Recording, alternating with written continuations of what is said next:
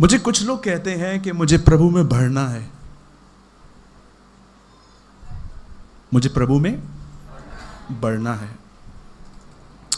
English में कहते हैं I want to be grow in the Lord, मुझे बढ़ना है। तो मैं समझ नहीं पाता हूं कि ये वर्ड किस सेंस में कहा गया है। प्रभु में बढ़ने का अर्थ हर एक के लिए अलग अलग है। मैं आपसे पूछना चाहता हूं, आपकी लाइफ में बढ़ने का डेफिनेशन क्या है? जहां तक मैं जानता हूं, कुछ लोगों को लगता है वचनों को मेमोराइज करना बढ़ना है। पहले मुझे बाइबल नहीं पता थी, लेकिन अब मुझे बाइबल के बहुत सारे वचन पता हैं विथ नंबर्स। ठीक है, ये गलत नहीं है, इसे भी बढ़ना कहते हैं। नया नया व्यक्ति इसमें ही बढ़ता है। लेकिन आप में से जितने लोग पुराने हैं, जिनका पानी का बपतिस्मा हो चुका है, you are baptised in the name of the Father, Son and the Holy Spirit, आप में से जितनों का बपतिस्मा हो चुका है, अब मैं उनसे जानना चाहता हूं आपका डेफिनेशन क्या है। अगर कल इस पुलपिट पे आपको पास्टर कहते हैं कि इस टॉपिक पे प्रीच करो, तो आप क्या प्रीच करेंगे?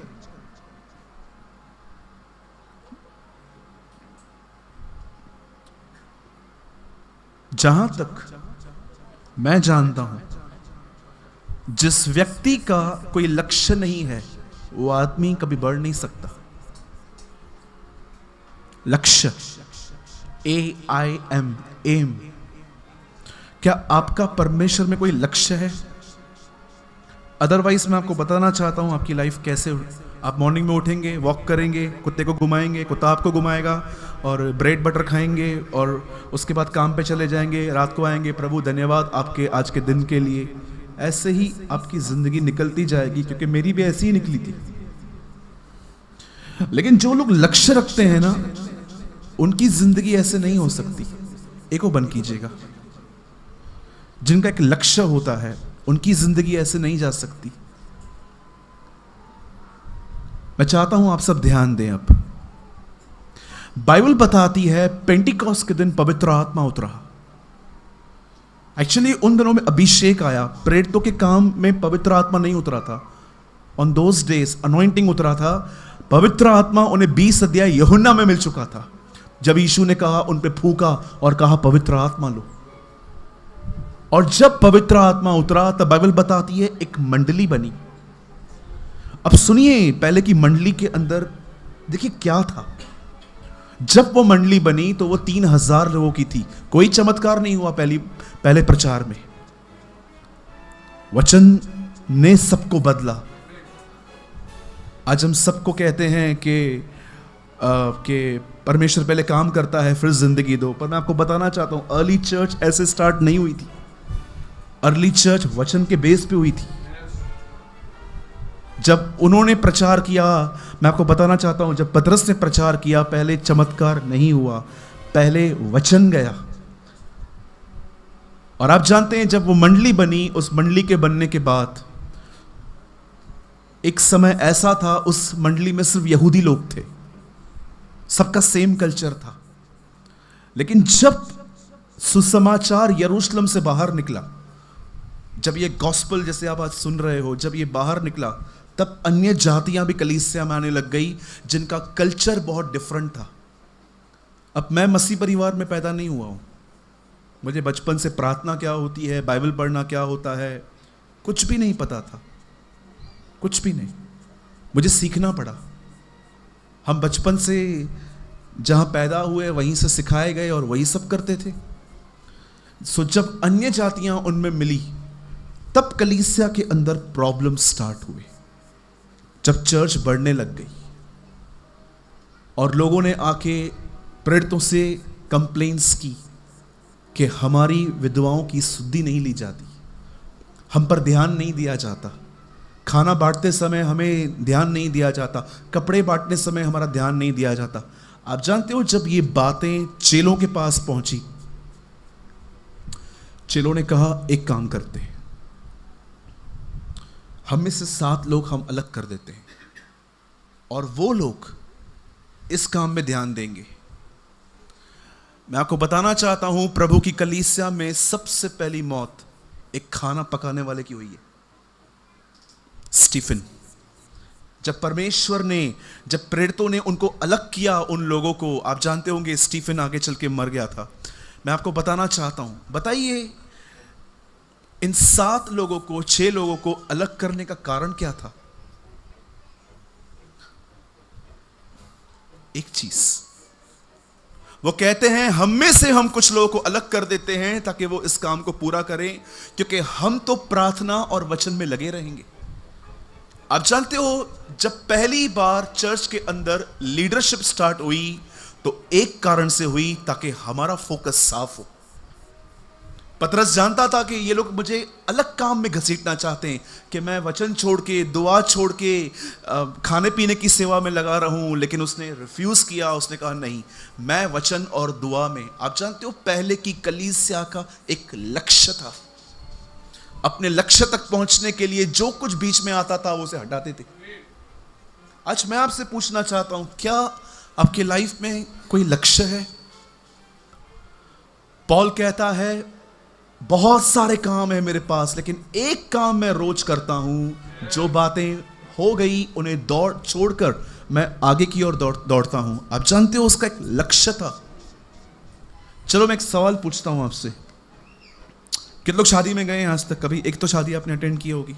Come on lift your hand. जरूर की होगी, राइट? बताइए जब आप शादी में जाते हैं तो आप क्या करते हैं वहां जाके? मतलब आपका ध्यान कहां कहां जाता है? बहनों का तो दूसरी बहनों के ड्रेसेस में ही जाता होगा, आपका छोड़ ही दो। आपका खाना, हम लोग खाना देखते हैं भाई। लोग ईमानदार बनो भाई, मैं अकेला बदनाम नहीं हूं, आप भी बोलो ये मैं हूं। हम जाते हैं वहां पर, खाना देखते हैं, खाना क्या क्या है। सब खाने के बाद हम अपने भाई से पूछते हैं तूने कुछ छोड़ा तो नहीं? हाँ, उधर डोसा बाकी है, वो भी लेके आता हूं। खा लेते हैं सब। जब खाने और ड्रेसेस से ध्यान हटता है तब हम उस जोड़े को देख लेते हैं जिसके लिए हम गए थे। फिर हम बोलते हैं अरे शादी तो इनकी है। Come on, be honest. होता है ऐसा? कभी तो हुआ होगा। अब मुझे बताइए, जब यीशु शादी में गए और उनकी मां ने उनको कहा दाखरस खत्म हो गया है, तब यीशु को कहना चाहिए ना बनाऊंगा या ना बनाऊंगा। आप जानते हो यीशु ने क्या कहा? माई हॉर हैज नॉट कम, मेरा समय नहीं है। कौन सा समय? 17 अध्याय यूहन्ना में लिखा है, यीशु दुआ के समय कहता है देख पिता समय आ पहुंचा है। आप बिलीव कर सकते हैं शादी के माहौल में भी यीशु मसीह जानते थे कि उनका जन्म मरने के लिए हुआ है। What a man, जो सेलिब्रेशन में भी जानता है कि मुझे क्यों भेजा गया है। क्या हम इतने अपने एम से जुड़े हुए हैं? क्या आपका कोई लक्ष्य है? अदरवाइज मैं आपको कहना चाहता हूं, कल अगर इस कलीसिया में चमत्कार नहीं होगा तो आप किसी बाजू वाली कलीसिया में चले जाओगे, फिर वहां नहीं होगा तो कहीं और चले जाओगे, चर्च टू चर्च घूमते रहोगे, बिकॉज यू हैव नो गोल। आप जानते हैं कुछ लोग चर्च टू चर्च विजिट करते रहते हैं, वो कभी एक जगह रुक नहीं पाते हैं। जानते हो रीजन क्या है? क्योंकि लक्ष्य नहीं है, टारगेट नहीं है। हमारे मुंबई में जब आप किसी कंपनी में जॉब करोगे तो वो आपको एक टारगेट देते हैं कि मंथली आपको इतने लोगों के पास विजिट करना है। नहीं करेंगे, घर पे बैठो। और लोग उस टारगेट के पीछे पता नहीं किधर किधर जाके घूमते हैं, क्योंकि उनको पता है जॉब सेव करनी है। अगर आपके पास लक्ष्य नहीं है तो मैं आपको वो लक्ष्य देना चाहता हूं, और उसके बाद मैं वर्ड स्टार्ट करूंगा जो बाइबल में है। जानते हो आपका लक्ष्य क्या है? ब्रदर मुझे पास्टर बनना है, सेकंड है भाई वो। ब्रदर मुझे रेवरेंड बनना है, थर्ड। ब्रदर मुझे एक हाउसवाइफ बनना है, फोर्थ। सब बाद में आता है। आपका पहला लक्ष्य है यीशु की तरह बनना। Your first target, to live life like Jesus. और अगर आप इसमें नहीं हो और आप मिनिस्ट्री कर रहे हो, मैं यीशु मसीह के नाम से कहता हूं, एक दिन आप प्रभु यीशु मसीह के नाम पे अनादर ले आएंगे। Trust me, mark my words. जो व्यक्ति यीशु की तरह बनने के लक्ष्य में नहीं है, सिर्फ सेवकाई सेवकाई सेवकाई सेवकाई, इधर विजिट उधर विजिट, ये चर्च वो विजिट, मैं आपको कहना चाहता हूं, एक दिन आप प्रभु के नाम से अनादर ले आएंगे। एक दिन आपको समझ में नहीं आएगा, सब बढ़ रहे हैं, मैं वही हूं। मैंने अपनी जिंदगी में ऐसा समय देखा है जब मेरे साथ घूमने वाले लोग ब्लेस्ड होते थे, पर मैं अपने आप को सूखा हुआ महसूस करता था। I was a backslidden person. मेरा कोई लक्ष्य नहीं था, सिर्फ मिनिस्ट्री मिनिस्ट्री मिनिस्ट्री। मेरे भाइयों मेरी बहनों, कलीसिया को वापस आने की जरूरत है। कलीसिया को वापस अपने लक्ष्य को पहचानने की जरूरत है। हम में से अधिकतर लोग अपने लक्ष्य को भूल चुके हैं। जब मैं सीढ़ियां चढ़ रहा था तब मैं दुआ कर रहा था इनसाइड, प्रभु मुझे कुछ वर्ड दे। मैं जानता हूं मेरे पास बहुत लिखी हुई बातें हैं। जब मैं यहाँ पहुंचा, मुझे परमेश्वर ने कहा, सूरज, यहाँ पर 90% लोगों के पास कोई लक्ष्य नहीं है। वो अपनी डेली रूटीन लाइफ जीते हैं। सुबह उठना है, खाना खाना है, लेके जाना है, बच्चों को देखना है, बीवी देखनी है, बैंक जाना है, काम करना है, रात को आ जाना है। But where is your M?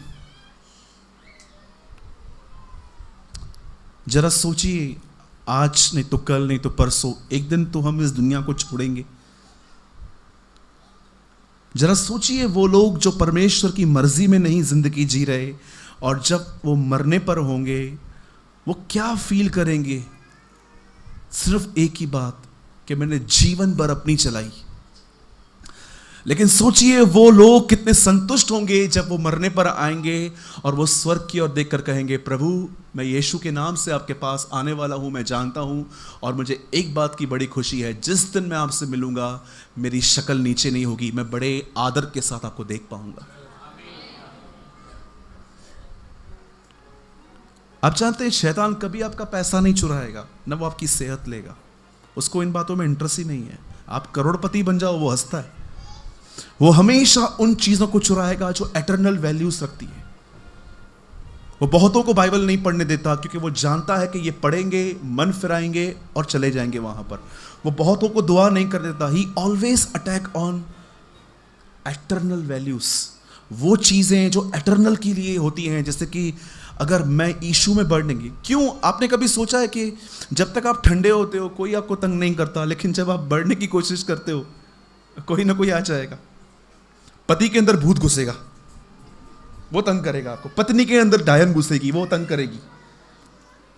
मैंने कई लोगों को देखा है, बोलते हैं ब्रदर हम बढ़ते हैं और इस समय आ जाते हैं। आएंगे ही आएंगे। शैतान परमेश्वर को कहता है मैं अय्यूब की फैमिली को खत्म कर दूंगा। प्रभु बोलता है ठीक है, करके देख। आप जानते हो सबको मारा, बीवी को नहीं मारा, क्योंकि शैतान भी जानता है कुछ लोग मरने से ज्यादा जिंदा काम के कि इनको मार दिया तो क्या फायदा, जिंदा रखना है। क्योंकि परमेश्वर ने अब तक अय्यूब का सर्किल नहीं खोला था। शैतान जानता था कि मुझे इससे डील करना अब तक अलाउ नहीं हुआ है। ओ, अब एक काम करेंगे, इसकी वाइफ तो सर्किल में जा सकती है ना, अब उसके थ्रू उसको मेंटली टॉर्चर करेंगे। और उसकी वाइफ आके कहती है मर जा तो मर जा, गाली दे खुदा को, कोस, सब ले लिया उसने हमारा।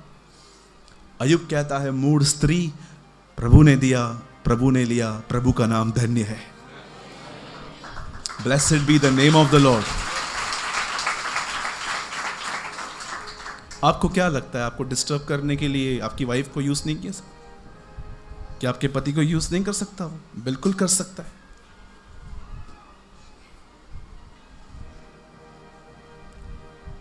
मुझे परेशान करने के लिए उसने बिलीवर्स को भी यूज किया था, लेकिन मुझे पता होना चाहिए कौन है वो, और मुझे फाइट नहीं करनी है। मैं जानता हूं ये होगा, मैं जानता हूं कमजोर लोग उसके हाथों में रहते हैं। आपका लक्ष्य होना चाहिए।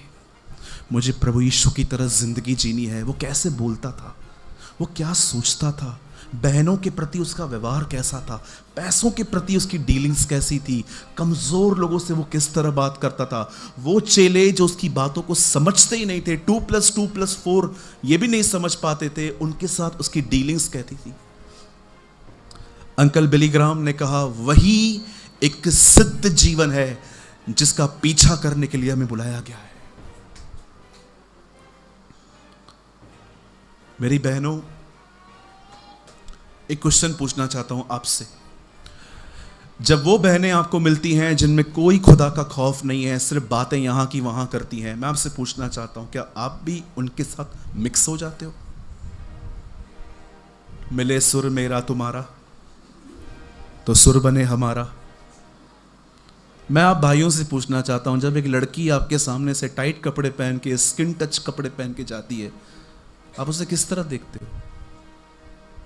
नो डाउट कोई नहीं जानता आपके मन में क्या चलता है, बट ही नोस।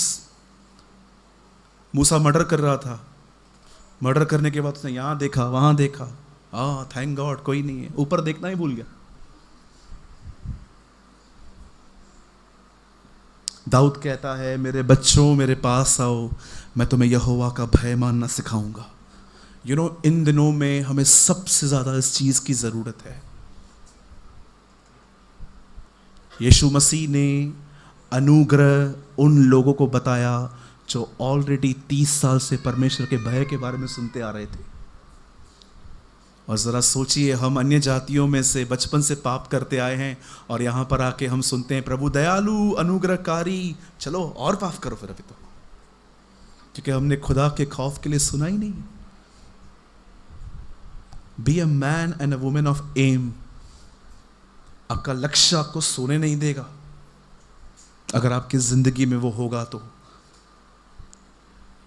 ये आपकी जिंदगी में उतरना चाहिए। मुझे एक ही जीवन मिला है और मैं वो जीवन अपने उद्धारकर्ता के लिए जीऊंगा। मैं ड्रग्स, दारू, सिगरेट, लड़कियों के पीछे इसे नहीं गवाऊंगा। मैं परमेश्वर की मर्जी पे चलूंगा। वो क्या चाहता है मैं वो करूंगा। That's much important. न्याय के दिन वही लोग बुद्धिमान गिने जाएंगे जिन लोगों ने पृथ्वी पर यीशु की तरह जीने का निर्णय लिया था। मैं फिर से कहूं, अगर आपने नहीं समझा या नहीं सुना तो, न्याय के दिन वही लोग खुदा के सामने बुद्धिमान गिने जाएंगे जिन्होंने इस पृथ्वी पर यीशु की तरह जीवन जीने का निर्णय लिया था। Trust me. इसलिए यीशु ने कहा उद्धार पाने वाले थोड़े ही हैं। कई लोग कहते हैं ब्रदर यीशु आएगा तो मैं भी जाऊंगा, मैं भी जाऊंगा, मैं भी जाऊंगा। आमीन, ऐसा ही हो। लेकिन जानते हैं उसने अपने प्रचार में बहुत बार कहा 5 स्त्रियां रह गई थी और 5 उठा ली गई थी। होने दीजिए कि आप उनमें हो जो दूल्हे के साथ गई, न कि उनमें जो रह गई। आइए मेरे पीछे कहिए, मेरा एक लक्ष्य है और वो लक्ष्य है यीशु की तरह जीना। यस। आप जानते हैं खुदा खुद जानता है ये पॉसिबल नहीं है। ओह, ये क्या कह दिया आपने? यस। अब ये काम पॉसिबल हो सके, मुझे बताइए, मरियम विदाउट हस्बैंड के टच के प्रेग्नेंट हो सके, इसलिए खुदा ने क्या किया? कम ऑन, पवित्र आत्मा भेजा, क्योंकि परमेश्वर जानता था इट इज इम्पॉसिबल। वैसे ही परमेश्वर जानता है कि जो स्टैंडर्ड मैंने इनके सामने रखा है, इंसान खुदा की तरह जिए, ये इम्पॉसिबल है। इसलिए उसने हम पर पवित्र आत्मा भेजा।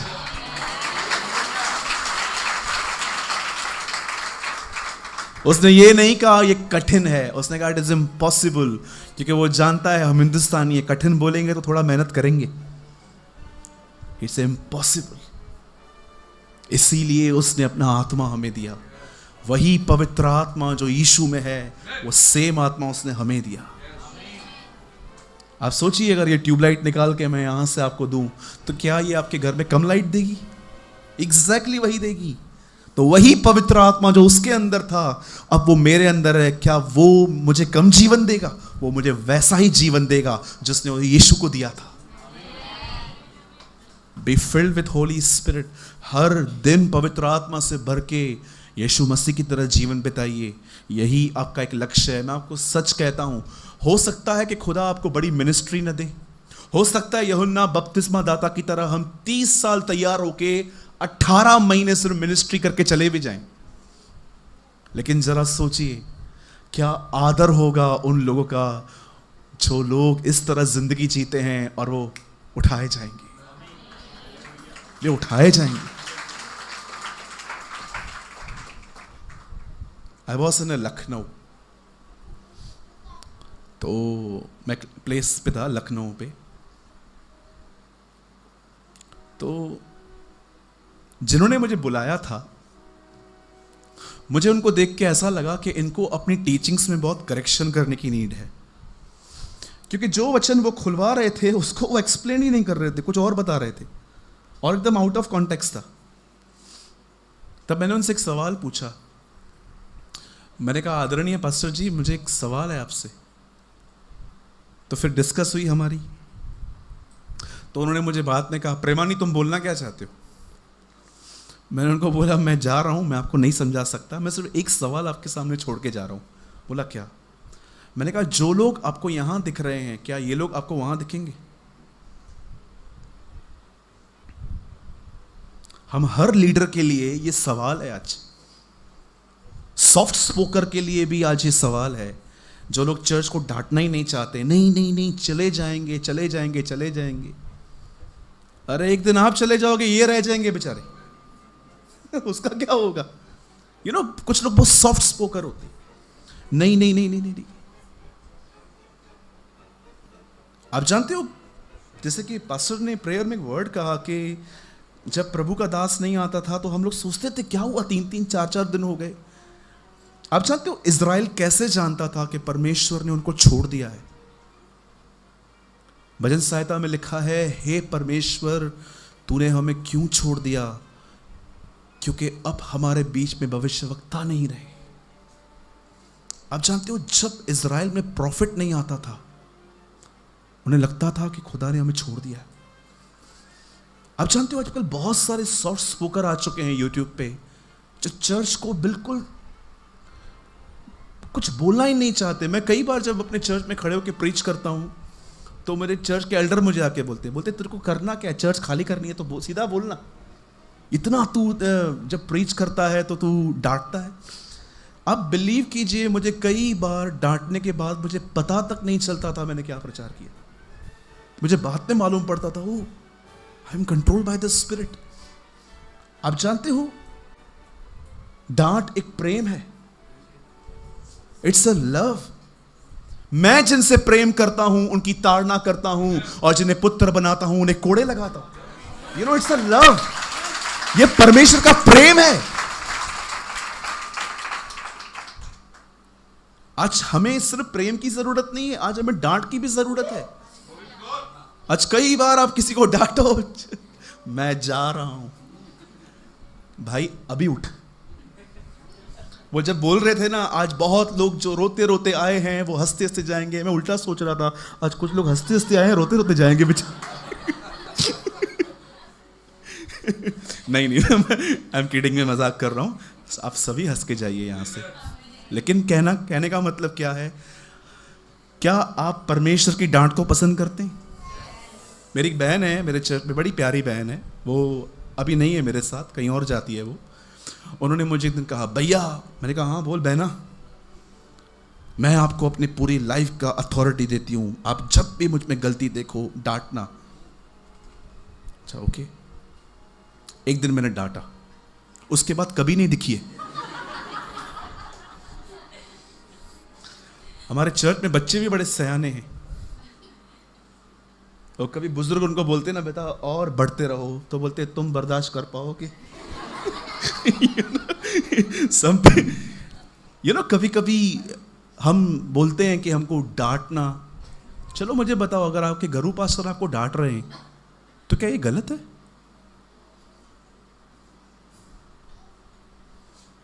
आप में से कोई है यहाँ पर जो मुझे यूट्यूब पे सुनता है? जित कोई है तो बाप रे। ओके, क्या करता हूँ मैं? सिर्फ प्यार करता हूँ। आज रात को एक मेरा मैसेज आ रहा है, क्या बहनें जीन्स पहन सकती हैं? आज 9:30 बजे पब्लिश होगा। मैं आप में से हर एक को कहना चाहता हूं, डांट बहुत जरूरी है। कई लोग कहते हैं आपका स्टैंडर्ड बहुत टफ है ब्रदर। अच्छा बताइए, आपके पास्टर ने कभी आपको शैतान कहा है? ए शैतान इधर आ, ऐसा बोला है? सांप के बच्चों नहीं। लोमड़ी नाटक करे तो इसको पकड़ के गले में चक्की का पार्ट बांध के लुधियाना में कोई नदी है तो फेंक के आओ। तो फिर आप यीशु को क्या कहोगे? जेंटल हैं ये लोग, सॉफ्ट स्पोकर हैं। मुझे लगता है अगर यूहन्ना बपतिस्मा दाता आज की शाम हमारे बीच में आए तो पहले तो मैं भागूंगा कि यार नहीं, इसको नहीं सुनना है। सो प्लीज सच्चाई का सामना करने की हिम्मत रखिए, ये बहुत जरूरी है। अगर आज आप सच्चाई नहीं सुनोगे, कल झूठ आपको निगल जाएगा। Trust me. अगर आज सच्चाई को नहीं जानोगे ना, देखते हैं कितनी स्ट्रेंथ टीचिंग्स आ गई हैं यूट्यूब पे। अन्य भाषा है ही नहीं, चर्च मत जाओ, प्रभु बोझ विदाउट बैप्टिज्म लो। मैं आज मॉर्निंग में पास्टर गुप्ता के चर्च में प्रीच कर रहा था, अंत के दिनों में तुम में से ऐसे लोग उठेंगे, हर दिन नए नए पाखंडपन का उद्घाटन करेंगे। सुना है आपने कभी ये वर्ड? नए नए पाखंड का उद्घाटन करेंगे एवरी सिंगल डे। और ये हो रहा है, 100% हो रहा है। बहुत लोग हैं जो पीछे हो रहे हैं खुदा से, कुछ भी सुनते हैं, किसी भी फॉरेनर को सुनेंगे और उसका इमिटेट करेंगे। नो, परमेश्वर सिर्फ गोरी चमड़ी से बात नहीं करता, वो हम हिंदुस्तानियों से भी बात करता है। हमेशा याद रखिए, परमेश्वर आपसे भी बात करता है। मैं प्रूव करूं अभी के अभी। कितने लोग को ये ख्याल आता है मॉर्निंग में उठते ही दुआ कर, ये खुदा है, इट इज गॉड। ठीक है, be a man and a woman of aim. चलिए हम संदेश में आते हैं। पास्टर जी मेरे पास कितना टाइम है अभी? इसको पकड़ के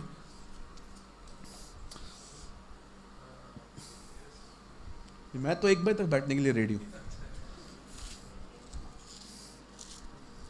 9 o'clock, 9:15, ठीक है, थैंक यू। चलिए मैं चाहता हूं आज की शाम आप मेरे साथ खोलें प्रेरितों के काम और उसका चैप्टर 7 जो प्रभु ने मुझे आपके लिए दिया है।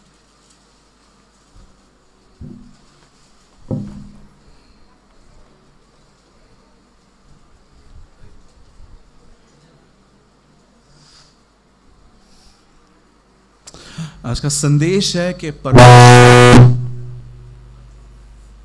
आज का संदेश जो है वो ये है कि परमेश्वर हमारे जिंदगियों में परीक्षाएं क्यों अलाउ करता है। ओके, मैं चाहता हूं आप सब मेरे साथ खोलें प्रेरितों के काम और उसका 7वां अध्याय। इंग्लिश में से कहते हैं the acts of the apostles, और उर्दू में अमाल भी है, रसूलों के कर्तव्य भी है। देखिए आपको जो हो। और कोई मेरे लिए पढ़े, सबके लिए पढ़े, सॉरी, 7 का 9वां वचन। कुलपतियों ने यूसुफ से डाक करके उसे मिस्र देश जाने वालों के हाथ बेचा, परंतु परमेश्वर उसके साथ था। राइट, आगे। और उसे उसके सब क्लेशों से छुड़ाकर मिस्र के राजा फिरौन की दृष्टि में अनुग्रह और बुद्धि प्रदान।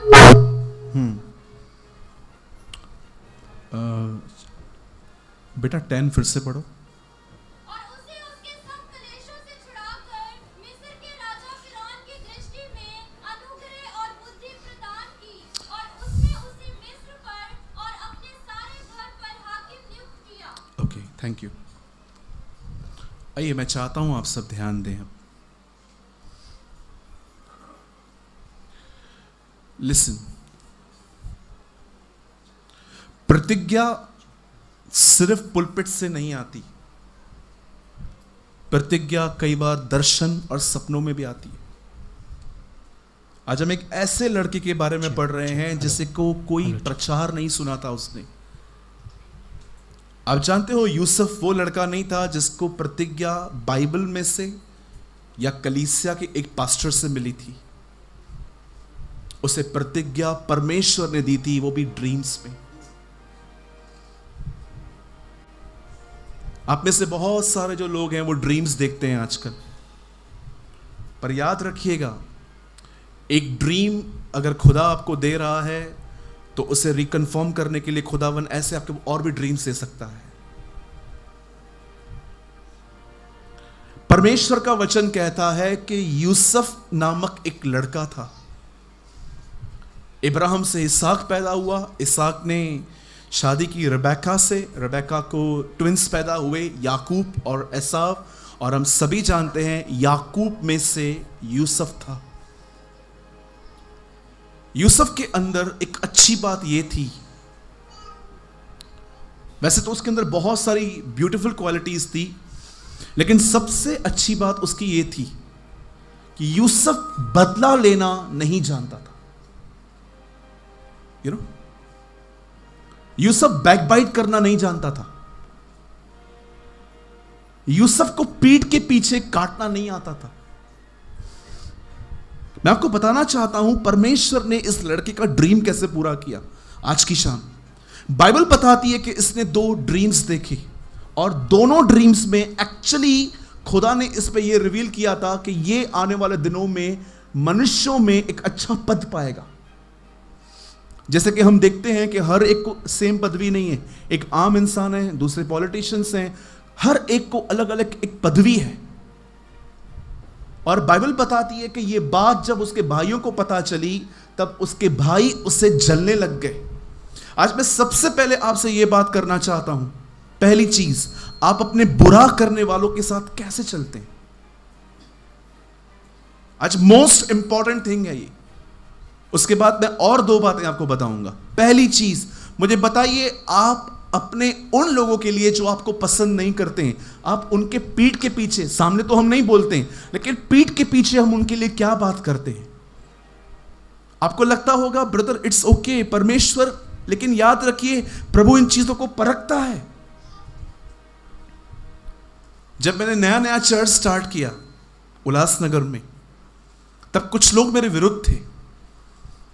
वो मेरे चर्च में आने वालों को फोन कर करके कुछ गलत इंफॉर्मेशंस देते थे जो सच नहीं होती थी, और जब ये खबरें मुझ तक पहुंचती थी तो मेरे अंदर मुझे बहुत दुख होता था कि ये लोग ऐसा क्यों कर रहे हैं। क्योंकि आजकल प्रॉब्लम ये है कि जब परमेश्वर का काम बढ़ता है तो उसे अन्य जाति कम, विश्वासी अधिक खराब करने की कोशिश करते। आप माने या ना माने, कई बार ऐसा होता है कि आज हम विश्वासी ही एक दूसरे को टांग खींचते रहते। कई पास्टर्स हैं जिनको अपनी मंडली में क्या होता है नहीं पता है, लेकिन बाजू वाले की मंडली में क्या होता है दे नो एवरी इंफॉर्मेशन। वहां कितने लोगों ने बपतिस्मा लिया, वहां पर क्या प्रचार हुआ, यहां क्या हुआ। अरे भाई तू अपना देखना। मैं एक दिन एक गाड़ी चला रहा था तो मेरे आगे से एक ट्रक गया, उस ट्रक के आगे एक ब्यूटीफुल वर्ड्स लिखे थे, तू अपना देख। क्या लिखा था? बोलो अपने बाजू वाले को, तू अपना देख। हाँ, कुछ लोग बोलेंगे भी नहीं, मुझे पता है। हर एक को अपना देखना चाहिए। खुश रहने की सबसे बड़ी चाबी भी यही है, दूसरों के जीवन में झांकने की कोशिश ही मत करें, आपको तकलीफ होगी। इधर बाजू वाले के घर में कार आती है, झगड़े हमारे घर पे होते। वो देखो वो उनको वो लेके दिया, उनको वो लेके दिया, मैं किधर हूं, मुझे तो कुछ भी नहीं मिला, वही तुमने कंगन दिए, वही पहन के घूमती रहती हूं। हाँ, कार बाजू वाले के घर में आएगी, झगड़े हमारे घर में होंगे। मैंने कितनी बार बॉम्बे में देखा है, पत्नियां मिलती हैं, इनको समझाओ, वही नौकरी, कुछ करते नहीं है, ये नहीं करते। मैं उनको बोलता हूं बहन दाल रोटी मिल रही है ना, चुपचाप से खाओ ना, मटन मत खाओ, कांटा घुस जाएगा। हाँ, लाइफस्टाइल लाइफस्टाइल लाइफस्टाइल। यूसुफ के भाई उससे जलते थे। यह एक बहुत बड़ी बात है कि आप अपने सताने वालों के लिए जो आपके पीठ के पीछे कुछ बोलते रहते हैं, आप उनके लिए क्या बोलते हो। It's important. और अगर आप उनकी बुराइयां करोगे, आप उनके लिए बकबक करोगे, आप उनके लिए स्टोरीज बना के, नहीं नहीं ये तो हैं ही ऐसे, आपको पता क्या, इन्होंने शादी से स्टार्टिंग से ऐसा किया है। मैं आपको बताना चाहता हूं, शायद आपको ये वर्ड थोड़े हैरान कर सकते हैं। याद रखिए, एक व्यक्ति जो दुआ भी करता है और निंदा भी करता है, वो कभी अपने ऊपर वो अभिषेक नहीं देख पाएगा जो खुदा उसको देना चाहता है। Trust me. परमेश्वर के एक जन दूसरे के बोलने के कारण बीमार पड़ गए थे। उन्हें पता चला कि यह आदमी मेरे लिए बहुत कुछ बोलता है, और उन्होंने उन शब्दों को इतना गहराई से लिया कि वो स्ट्रेस में बीमार पड़ गए कि मेरे लिए ऐसा बोला। और जब वो अस्पताल में एडमिट हुए, एक व्यक्ति उनसे मिलने गया और उन्होंने पूछा, तुझे लगता है कि जो आदमी तुझे इतना परेशान कर रहा है वो स्वर्ग जाएगा? जानते हो उसने क्या कहा? बिल्कुल जाएगा, पर मैं उसे नहीं देख पाऊंगा। बोला क्यों? बोला वो स्वर्ग में बहुत आगे होगा, मैं बहुत पीछे रहूंगा, बहुत आगे होगा। मैं आपसे पूछना चाहता हूं, कितने लोग हैं यहां पर, अब आपने दूसरों की बुराई करना बंद कर दिए, आप चुप रहते हो, होने दो जो होता है। कितने लोगों ने यह वचन पढ़ा है पुराने नियम में, बार बार प्रभु मूसा से कहता है, मैंने इनका बुड़बुड़ाना सुना है, मैंने इनकी कंप्लेन सुनी है। सास के सामने बहुत सारी बहनें चुप रहती हैं, पति खाली अंदर कमरे में आए, आपकी मां ऐसी, आपकी मां वैसी, आपकी मां ऐसी, आपका बाप ऐसा। आपको क्या लगता है खुदा आपको नहीं देखता? द बाइबल सेज ही जज एवरी आइडल वर्ड, वो मुंह से निकली गए हर निकम्मे शब्द का न्याय करेगा। हम ऐसे वचनों को क्यों नहीं सुनते आज?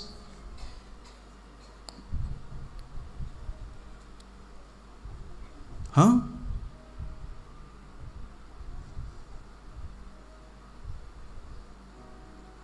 किसी ने मुझसे पूछा दिल्ली में नरक कहां है?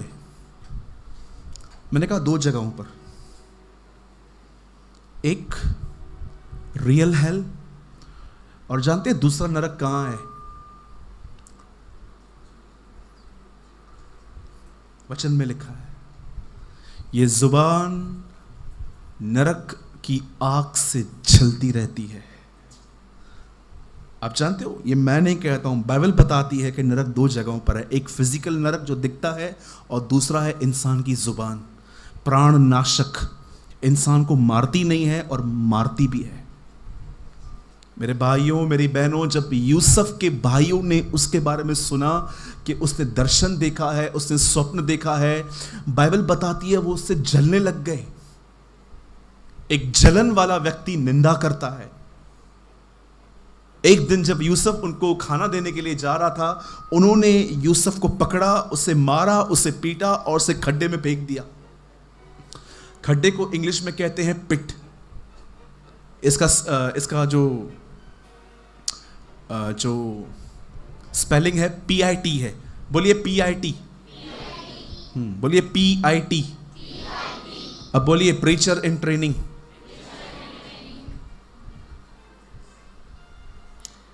Pastor in training, profit in training. आप जानते हो खुदा आपको कई सारे लेसन्स कहां सिखाता है? खड्डे में। बहुत सारे लेसन्स वहां सीखेंगे। मैं प्रभु से कह रहा था, प्रभु आपने इज़राइल के लोगों को जंगल से क्यों लेकर आए? सूरज, उनको कनान में दानवों से लड़ना था, मैं उनको यहां पर मजबूत कर रहा था। आप जानते हो कई बार परमेश्वर आपको ऐसे अनुभव देता है, लेकिन उन अनुभवों से गुजरने के बाद आप सोने की तरह निखरते हो, चांदी की तरह आप चमकते हो। परमेश्वर का वचन कहता है उसके भाइयों ने उसे मारा, और मारने के बाद उसे खड्डे में डाल दिया, और वहां पर उसके एक भाई की वजह से उसे छोड़ दिया गया और उसे बेच दिया गया। अब यूसुफ एक गुलाम बना, और गुलाम बनने के बाद बाइबल बताती है जिस घर में वो काम करता था, वहां पर जो स्त्री थी वो एक ऐसी स्त्री थी जो व्यभिचार की वासना से भरी हुई थी, हर दिन आकर आप अमेज्ड हो जाएंगे। मैं आपको वर्ड्स बताऊंगा तो गंदे वर्ड्स लिखे हैं वहां पर। मैं बहनों की प्रेजेंस में ये सारी बातें थोड़ा कंफर्टेबल फील नहीं करता हूं। आप जानते हैं वो बहन उसको क्या कहती थी? चल मेरे साथ सो। इस तरह के वर्ड्स यूज करती थी। यूसुफ हर दिन उसे कहता था, हर दिन। याद रखिए, आपके जीवन में ये परीक्षाएं आती हैं। पहला, लोग आपसे जलेंगे और खुदा आपको ये देखेगा कि आप क्या करोगे। और अब दूसरी बात ये है, एक टेम्पटेशन जो हम सब फेस करते हैं, और वो है एडल्ट्री, व्यभिचार। परमेश्वर मेरा गवाह है, मैं इन बातों से बहुत बचने की कोशिश करता हूं। मैं आपसे पूछना चाहता हूं, क्या आप सेक्सुअल मैटर्स में प्योर रहते हो? जरा सोचिए।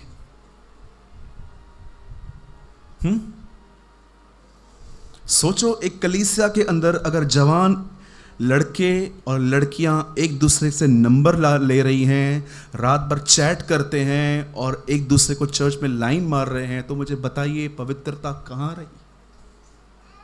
Where is holiness? आज आपको पता है कितने जवानों की हालतें खराब है। वो आपको अपना फोन नहीं दे पाएंगे। आप मांग के देखो, ब्रदर मुझे आपका फोन चाहिए। नहीं नहीं नहीं, नहीं, रुको रुको रुको रुको। 1 कोड, 2 कोड, 3 कोड, 4 कोड, इतने लॉक लगा के रखे हैं। और वो लॉक लगाने के लिए भी ऐप डाउनलोड करना पड़ता है, वो भी डाउनलोड करके रखा है। आप सोच सकते हैं हम कहां पहुंच गए हैं। क्या आप एक ऐसे व्यक्ति हो कि आप अपना फोन घर जाके ऐसे पलंग पे फेंक दो, जिसको यूज करना है करो? लोग बाथरूम में लेके जाते हैं नहाने के लिए। Trust me. क्यों? क्योंकि गड़बड़ियां हैं। It is not a Christian culture. मुझे ऐसा लगता है कई बार जब यीशु के सामने स्त्रियां गुजरती होंगी, तो वो उनको देखकर एक बात सोचता होगा, ये मेरी वो बेटी है जिसके लिए मैं एक दिन मरूंगा। क्या आप जितने जवान लोग हैं, स्पेशली यूथ हैं इस चर्च के अंदर, मैं आपसे कहना चाहता हूं, क्या आप इन बातों में प्योर हैं? मैं आपको कंडेम नहीं कर रहा हूं, मैं आपको जज नहीं कर रहा हूं, पर मैं आपको समझा रहा हूं, सिखा रहा हूं। आपको पता है कितने सारे लोग हैं व्यभिचार हो जाने के बाद खुदावन उन्हें माफ कर देते हैं, लेकिन उनका मन सालों तक उन्हें दोष देता रहता है। विवेक उन्हें कंडेम करते रहता है। हर दिन वो यूसुफ के पास आके कहती थी, चल चल चल, लेकिन यूसुफ एक ही बात, नहीं नहीं नहीं। एक दिन तो उसने यूसुफ को ऐसे पकड़ा, और जानते हो यूसुफ क्या कह के भागा? क्या मैं ये काम जो प्रभु की दृष्टि में बुरा है, मैं ये करूं? आप जानते हो सेकंड लेसन जो यूसुफ ने अपने जीवन में सीखा था, वो ये था, खुदा देख रहा है।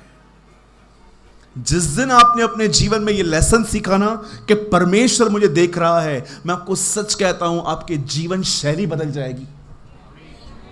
कोई बाइबल कॉलेज नहीं था, कोई बाइबल नहीं थी उस आदमी के अंदर, कोई पवित्र आत्मा नहीं था। सिर्फ अपने बाप से थोड़ा बहुत उसने इब्रियों के परमेश्वर के बारे में सुना था, लेकिन इस व्यक्ति के अंदर देखिए परमेश्वर का भय था। कुछ लोग कहते हैं मैं कमजोर हूं। भाई, हर व्यक्ति कमजोर है। मती में लिखा है शरीर कमजोर है परंतु आत्मा बलवंत है, लिखा है।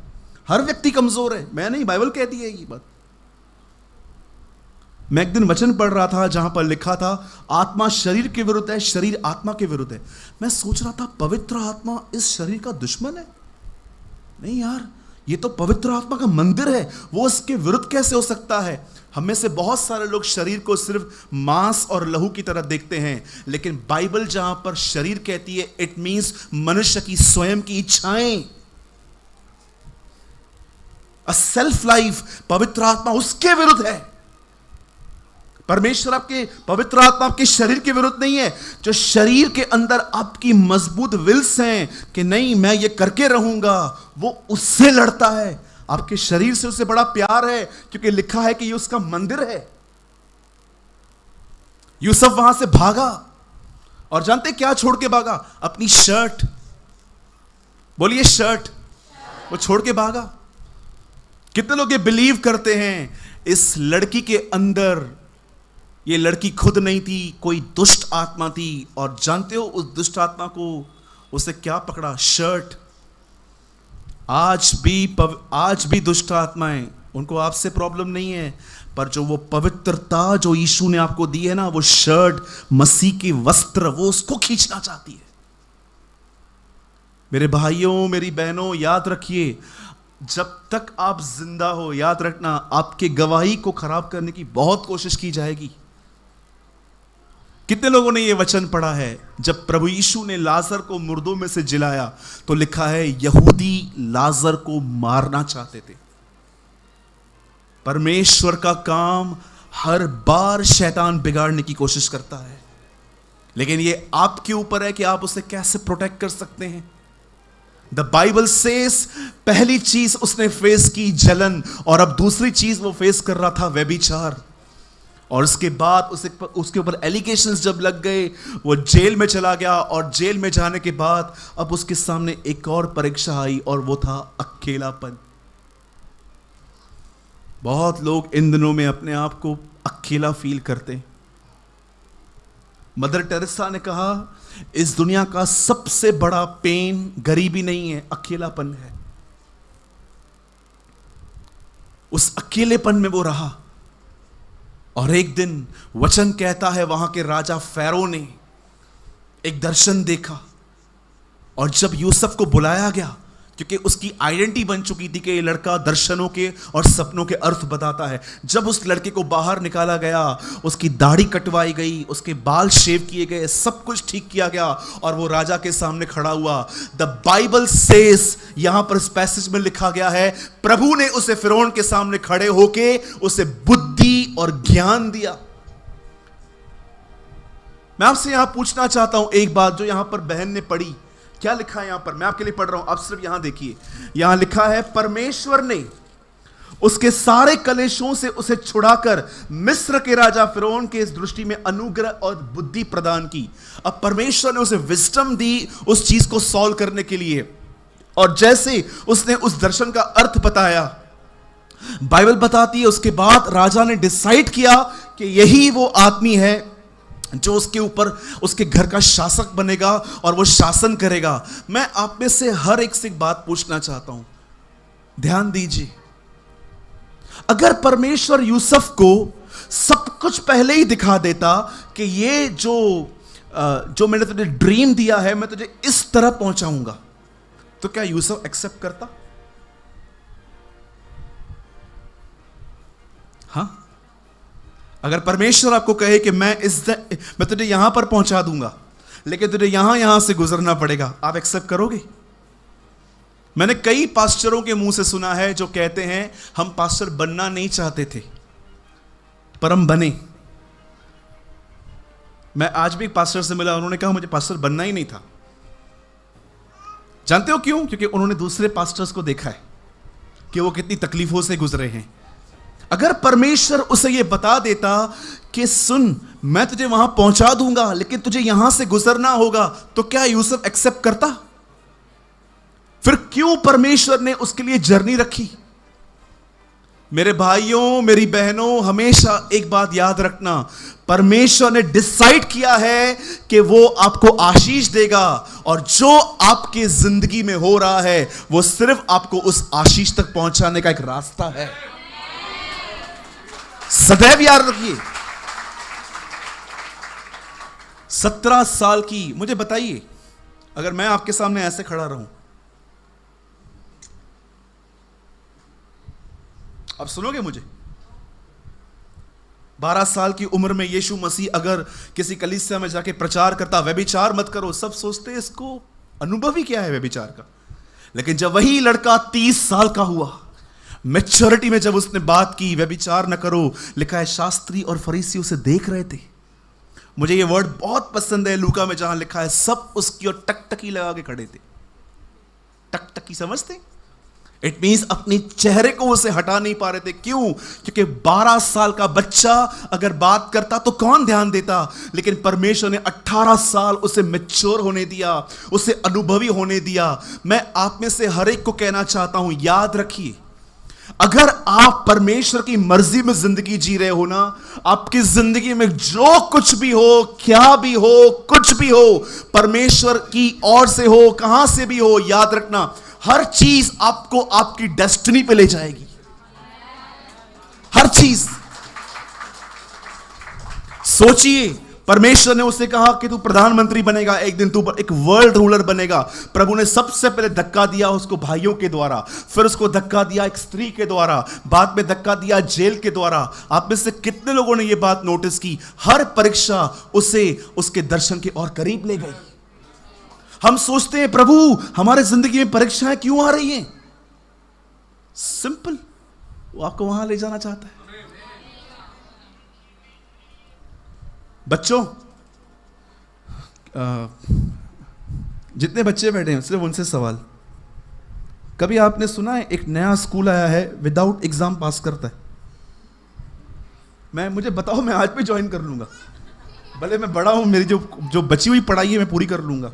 है कोई एग्जाम? आपने सुना है कभी? आप बिलीव कर सकते हो, आप 60 साल के हो जाओ तो भी खुदा आपको परखना बंद नहीं करेगा, तो भी वो आपको परखता रहेगा। 100 साल से अधिक एक व्यक्ति इब्राहिम को खुदा परख रहा था। उसका बेटा जिसने 30 साल कोई पाप नहीं किया, उससे भी सेवकाई में उतारने से पहले उसने उसको परखा। बाइबल बताती है प्राचीन जब चुने जाते हैं तो वो परखे जाएं। तो मुझे बताइए ये कैसे हो सकता है कि विदाउट टेस्टिंग कोई उठे? आज अर्थली स्कूल्स जो होते हैं, जो हमारे संसारिक स्कूल हैं, जब वो भी बच्चों को एक नेक्स्ट ईयर में प्रमोट करते हैं तो वो कहते हैं कि एग्जाम तो हम देखें तुम डिजर्व करते हो कि नहीं। याद रखिए, जब एग्जाम आता है तो इस एग्जाम के बाद हम लोग लिफ्ट होते हैं। परीक्षा आपको लिफ्ट करने के लिए आती है, परमेश्वर। अब कुछ लोगों का ये सवाल होता है, ब्रदर आप तो बिल्कुल सही कह रहे हैं, लेकिन हालत तो खराब हमारी होती है ना, उसका क्या करें? आप जानते हो क्या कारण है? कुछ लोग परीक्षाओं में से इजरायलियों की तरह क्यों निकलते हैं? उसका रीजन ये है, आप अपनी परीक्षाओं में खुदा के साथ बने नहीं रहते हो, आप अपनी परीक्षाओं से लड़ते हो, फाइट करते हो।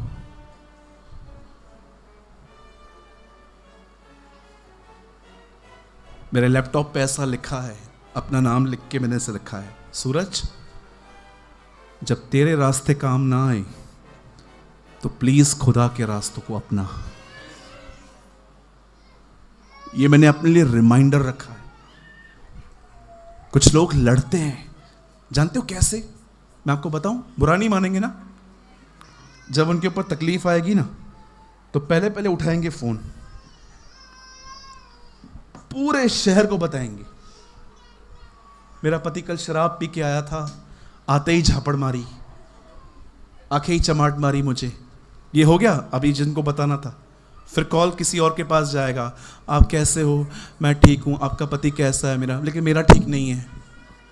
बेवड़ा है एक नंबर का, पी के आया, कल मारा। अभी ये हो गया, फिर पास्टर सलीम को कॉल जाएगा, पास्टर जी घर पे प्रार्थना करने के लिए आओ। पास्टर बोलेंगे क्या हुआ मेरी बहन, 2 दिन से तेरे लिए तो प्रार्थना कर रहा हूं। नहीं आप हमारे घर पे आ जाओ, मेरे पति ने मुझे मारा है। ये हो गया, फिर जाएगा फोन माँ के पास, माँ मैं आऊँ घर? क्यों, क्या हो गया बेटा? दारू पी के मुझे मारा है। पूरे लुधियाना को बताएंगे और फिर जानते हो लास्ट में क्या करेंगे? अब एक काम करते, अब दुआ कर लेते।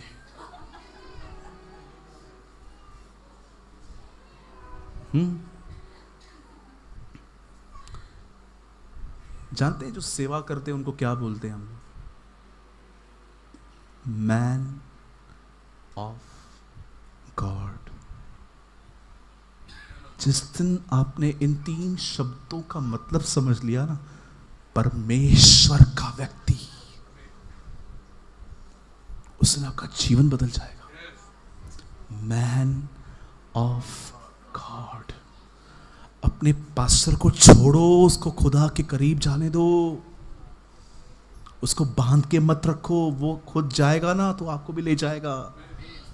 पकड़ के रखते हैं कुछ लोग, पास्टर जी आओ पैर घुमा के जाओ, मैं पैर काट के दूं, ले जाओ। मेरे चर्च में एक बहन ने मुझे बोला, भैया आप आइए, आपके पैर हमारे घर पे घूम जाएं। हम आशीषित होंगे। मैंने कहा मैं तेरे को पैर काट के देता हूं, लेके जा। हाँ,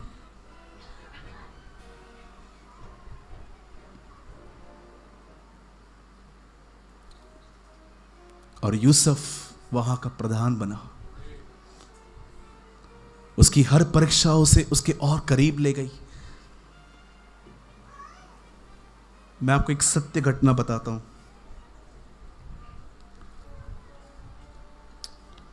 अप्रैल में मुझे कोविड पॉजिटिव पाया गया। मैं बहुत बेकार कोविड हुई थी मुझे। पंजाब आना था मुझे, पास्टर जी को ये बात पता है। मेरे प्रोग्राम से एक हफ्ता पहले मैं कोविड पॉजिटिव पाया गया। मुझे आज भी ब्रीथ लेने में तकलीफ होती है। मैं आज भी अपने पॉकेट में इनहेलर लेके घूमता हूं। जब मैं पॉजिटिव हुआ, मेरी माँ पॉजिटिव हुई, मेरी बहनें पॉजिटिव हुई, मेरे छोटा नेफ्यू पॉजिटिव हुआ, मेरे फादर पॉजिटिव हो गए। हम सब अपने अपने कमरों में बंद थे। खाना एक जगह पे रख के जाते थे और दूसरा उठा लेता रहा वहाँ से, एक दूसरे के कमरे में। मैं कई दिन तक अपने माँ से नहीं मिल पाया। मैं उन दिनों में पटियाला आया। जब मैं वापस आया तो मुझे पता चला कि जो मेरे ब्रदर इन लॉ हैं वो काफ़ी सीरियस हो गए हैं। मेरी बड़ी बहन के पति 40 इयर्स के थे वो। और एक दिन जब मुझे पता चला कि डॉक्टर्स ने उनका वेंटिलेटर बंद कर दिया था और उनकी डेथ हो गई, तब मैं बहुत टूट गया। 5 मिनट के लिए मुझे ऐसा लगा कि मैं सेवा भी छोड़ दूं, मैं एक नॉर्मल चर्च। मैंने खुदा को छोड़ने के लिए कभी नहीं सोचा, लेकिन मैं अपने आप में सोच रहा था कि नहीं, क्योंकि मैं अपने घर के अंदर जो माहौल देख रहा था वो मुझे काट रहा था। एक 12 साल का बच्चा है उसका, वो रो रहा था, सर पे दीवारें मार रहा था। एक बहन जो विडो हो गई। जब मैं ये सारा माहौल में देख रहा था, कई दिन मैंने दुआ नहीं की। मैं चुपचाप रहता था, मैं अपने सेंसेस में नहीं होता था। मैंने 5 या 6 दिन मिनिस्ट्री भी नहीं की। मैंने किसको कुछ भी नहीं बताया। मैं चुप रहा, मैं शांत रहा। मैंने जस्ट पोस्ट कर दी फेसबुक पे, क्योंकि मैं वहाँ पर थोड़ा, मेरी मिनिस्ट्री थोड़ी एक्टिव है वहाँ पर। मैंने वहाँ पर लिख दिया आई एम बिजी। आप जानते हैं 4-5 दिन के बाद जब उनकी मौत हुई, 4-5 दिन के बाद मैंने स्लोली अपनी प्रेयर लाइफ कवर की। मैंने दुआ की, मैंने वचन पढ़ा, मैं वापस प्रभु के लिए गीत गाने लगा। आप बिलीव करें, the lord is my witness, प्रभु मेरा गवाह है। मैंने महसूस किया मैं अपनी परीक्षाओं में खुदा के कभी करीब नहीं जा पाया, लेकिन वो इतना दयालु है कि वो मेरी परीक्षाओं में वो मेरे करीब आया था। आप जानते हो, जब परीक्षा आती है ना आपकी ज़िंदगी में, जब आपके घर के अंदर हालात, आपकी फाइनेंशियल प्रॉब्लम, तरह तरह की तकलीफ़ें आपके पास आती हैं, आपको लगता है कि खुदा ने क्यों अलाउ किया है। पर कितने लोगों ने ये बात महसूस की है कि परीक्षा में सहने की ताकत भी वही देता है।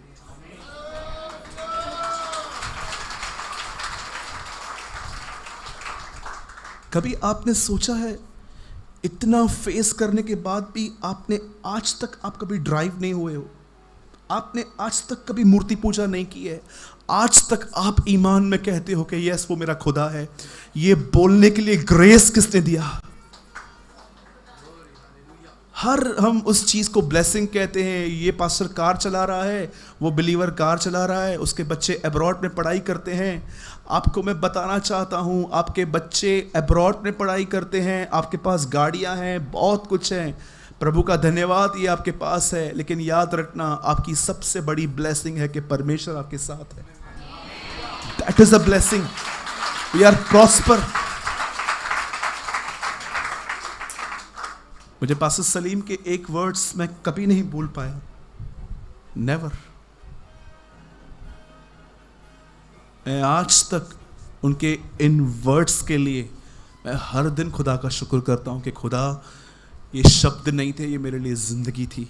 उन्होंने एक दिन एक प्रचार में कहा कि वो प्रभु से कुछ मांग रहे थे जो उन्हें नहीं मिल रहा था, और बाद में प्रभु ने उनको कहा, मैं तेरे हिस्से में आया हूं। मैं आप में से पूछना चाहता हूं, आप सबसे, क्या आप ये बिलीव करते हैं आप आशीषें ढूंढते हैं पर आशीष खुद आपके साथ रहती है? मैं हमेशा कहता हूं मुझे मेरे भविष्य की कोई चिंता नहीं है, क्योंकि मेरा भविष्य मेरे साथ रहता है। He is my future. Bible ये नहीं कहती है कि यूसुफ जब प्रधान बना तो वहां लिखा गया और वो आशीषित हुआ, पर कितने लोगों ने ये पढ़ा है जब वो गुलाम बना उसके बाद लिखा है और वो आशीषित हुआ और प्रभु उसके साथ था। बाइबल कहती है खुदा का होना ब्लेसिंग है। परमेश्वर मेरे साथ है, वो मेरी आशीष है। मैं कभी अपने आप को अब इनसिक्योर फील नहीं करता। मुझे तारक मेहता, क्राइम पेट्रोल ये सब देखने की कोई जरूरत नहीं पड़ती। जब मुझे इन संसारिक चीजों की जरूरत पड़ती है तो मुझे पता चल जाता है कि एक्चुअली मैंने प्रभु का आनंद खो दिया है। मैं अपने आप में संतुष्ट रहता हूं क्योंकि मैं जानता हूं मेरा परमेश्वर। मुझे कुछ फील होने की जरूरत नहीं है। मुझे कई लोगों को मैं सुनता हूं, ब्रदर प्रभु ने मुझे छुआ। कैसे छुआ? बाल खड़े हो गए, मैं गिर गया। I don't want this type of experience. मैं विश्वास से जीता हूं। मेरे बाल खड़े हो न खड़े हो, मैं गिरूं या उठूं, मरूं, कुछ भी, मैं आपको बताना चाहता हूं मैं विश्वास से जीता हूं। मैं जानता हूं मैं क्या महसूस कर रहा हूं ये इंपॉर्टेंट नहीं है, मैं क्या विश्वास करता हूं ये इंपॉर्टेंट है। आई डोंट नो आप में से कितने लोग अंकल केनेथ हैगिन को जानते हैं। पास्टर हैगिन एक दिन किसी के अंदर से डीमन निकालने गए, और जब हैगन अंकल ने उनको कहा निकल यीशु के नाम से, कुछ नहीं हुआ। वो घर आ गए डिस्करेज होके, प्रभु मैंने आपके नाम से उनको कहा, कुछ हुआ ही नहीं। बहुतों को लगता है अगर दुष्ट आत्मा हिल रही है तो निकल रही है। और अंकल केनेथ हैगन को खुदा ने कहा तू भावनाओं से चलता है कि विश्वास से? तूने उसे मेरे नाम से जाने की आज्ञा दी है, तुझे विश्वास होना चाहिए कि उसे जाना ही होगा। We live by faith। हम विश्वास से जीने वाले लोग हैं। हम क्या महसूस करते हैं? कभी कभी आपने देखा है हम क्या महसूस करते हैं? ब्रदर मैं पहले बहुत प्रभु के करीब था, लेकिन अब मैं नहीं हूं। कैसे पता चला? पहले बाल खड़े होते थे, अभी सोए हुए हैं। इस तरह पहले मैं महसूस करता था मुझे कुछ ठंडी पड़ती थी। मैं ऐसे नहीं जीता। मेरे भाइयों, मेरी बहनों, मैं बंद करने से पहले सिर्फ एक बात कहना चाहता हूं। जब भी आपकी जिंदगी में कोई परीक्षा आए, आपने कुछ गलत नहीं किया है फिर भी आपके ऊपर तकलीफें हैं, याद रखिए, और अगर आपको यीशु के लिए सताया जाए, oh you are a blessed one. अब आशीषित हैं, you are a blessed one. चलिए मैं बंद करने से पहले एक बहुत अच्छी बात बता के आपको बंद कर रहा हूं। आप में से कुछ लोग सिर्फ कार, बंगले, गाड़ी को ब्लेसिंग समझते हैं, उनके लिए विशेष है। आप कितने लोग ये बात जानते हैं, अगर कोई आपको इसलिए गाली दे, डांटे, गंदा कहे, आपका नाम खराब करे क्योंकि आपने यीशु को अपनाया है, तो आप जानते हैं उनके ये सारे काम आपके लिए ब्लेसिंग है। हाँ, कितने लोगों ने ये वर्ड सुना है धन्य? जैसे हिंदी में हम कहते हैं धन्य, इंग्लिश में कहते हैं ब्लेसेड, और उर्दू में आया है मुबारक। धन्य हो तुम जब मेरे कारण सताए जाओ। आप जानते हो खुदा के नाम के कारण सताया जाना एक ब्लेसिंग है, एक आशीष है। जब भी कोई आपको कुछ बोलता है, अरे आपने तो धर्म बदल दिया, आपको तो पैसा मिला है, मैं उनको बोलता हूं पैसा मिला नहीं है, उल्टा थैली घूमती है, डालना पड़ता है। कुछ लोग बोलते हैं पैसा मिला है, तो पैसा मिला नहीं है, उल्टा मिले तो मुझे चलो। कितने और भाई लोग हैं अगर पैसा मिलता है तो लेने चलेंगे, मैं पहले जाऊंगा और कोई मेरे साथ 2 3। आहिस्ते आहिस्ते हाथ क्यों उठाते हो? मतलब पहले मैं बेईमान बनूं फिर बनोगे? मैं तो कई लोगों को बोलता हूं, बोलते पैसा मिला ना, तो बोलते हैं हाँ तेरे को पैसा मिला, तूने धर्म बदला है। तो मैंने उनको बोला मुझे भी एक बात बता, मिला तो नहीं है लेकिन किधर मिल रहा?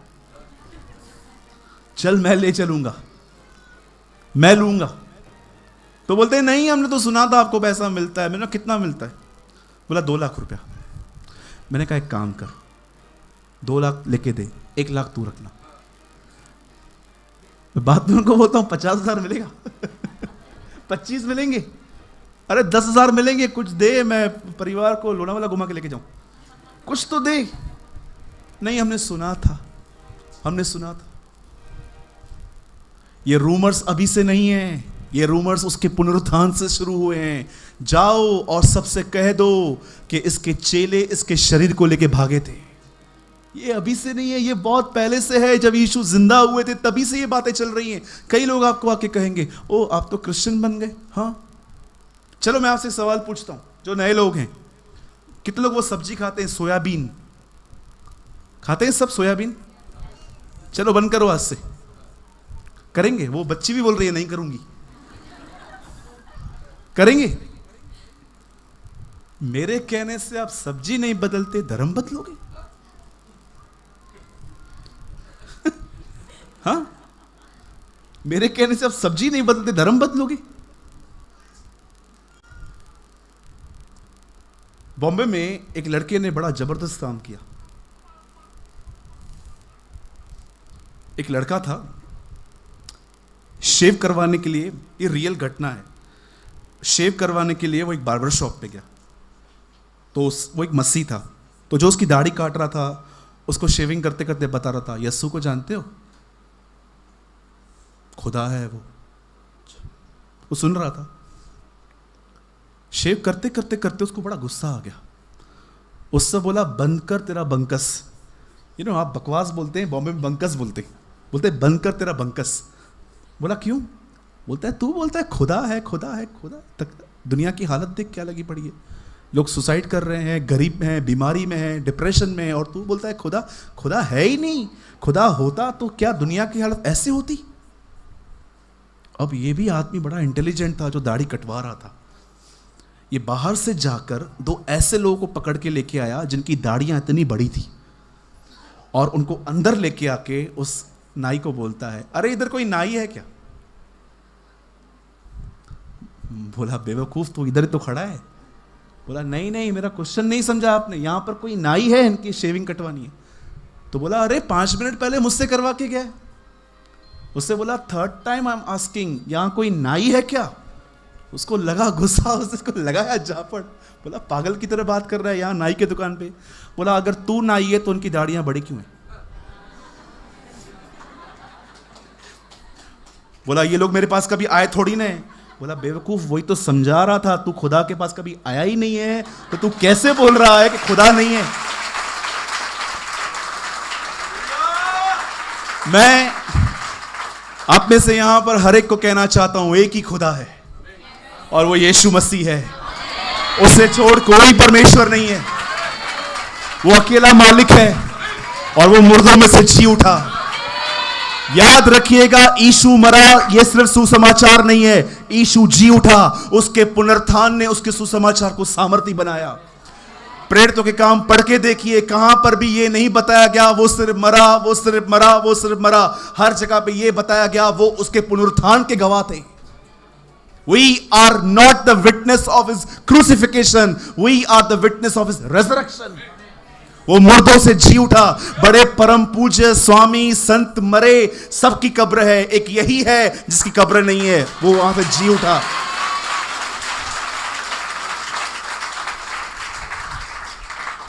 और मैं यही कहना चाहता हूं, वो जो जिंदा हुआ वो इन दिनों में हमारे अंदर है। पौल कहता है, अन्य जातियों में उसकी महिमा का धन यह है कि वो जो मसीह, जो महिमा की आशा है, वो तुम में रहता है। He lives in us। हम वो नहीं है जो इब्राहिम की तरह है, जो खुदा का मित्र कहलाया, जिसके साथ खुदा चलता था। हम वो हैं जिनमें खुदा रहता है। याद रखिए, कितने लोग ये बात जानते हैं, आप इब्राहिम से ज्यादा आशीषित हो।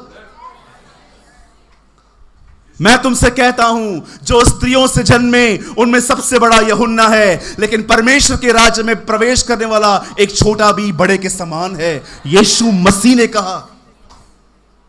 कई लोग रोमन कैथलिक्स मुझे बोलते हैं, ब्रदर आप बोलते हो मरियम की पूजा। मैं बोलता हूं अगर मनुष्यों को ही मानना है ना तो तुम मरियम से बड़ा तो जॉन द बैप्टिस्ट है।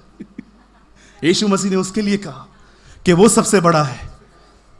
मेरे भाइयों मेरी बहनों, बंद करने से पहले मैं जिस इतना को कहना चाहता हूं, खुदा आप में है, आपको डरने की कोई जरूरत नहीं। हर परीक्षा आपको लिफ्ट करने के लिए आई है, हर परीक्षा आपको उठाने के लिए आई है।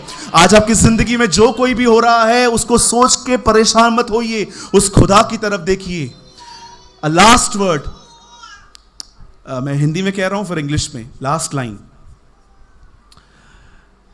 The Bible says run your race to looking unto Jesus. अपनी दौड़ जो तुम दौड़ रहे हो वो यीशु की तरफ देख के दौड़ो। You will be blessed. Thank you.